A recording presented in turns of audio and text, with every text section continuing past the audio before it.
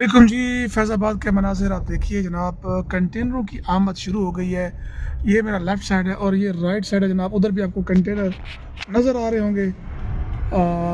Container पहुंचा दिए गए हैं, सिलसिला शुरू हो गया है। मैं आगे के मनाज़िर भी आपको फैज़ाबाद के दिखाता हूँ कि क्या सूरत हाल है। क्योंकि अब से कुछ देर पहले कॉल आई थी कि जनाब कंटेनर पहुंचाना शुरू कर दिए गए हैं। अब देखा है कि कंटेनर पहुंचा भी दिए गए हैं, रख भी दिए गए हैं।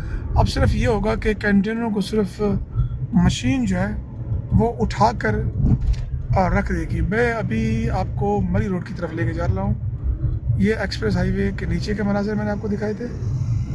अब ज़रा आपको इधर भी दिखाते हैं, इधर क्या सूरत हाल है। नीचे तो उन्होंने कंटेनर लेयर्स जो है वो रख दिए हैं। ले चला यहाँ पर भी कंटेनर की बड़ी तादाद। या मेरे लेफ्ट पे देखते जाए जनाब, थोड़ा सा, हाँ अब देखें जनाब, ये कंटेनर पूरी एक तरतीब के साथ जनाब रख दिए गए हैं। ये तैयार हो जाए। और ये ट्रक जनाब, ये देखिए, ये ट्रक जो है यहाँ पर पहुँच गए हैं।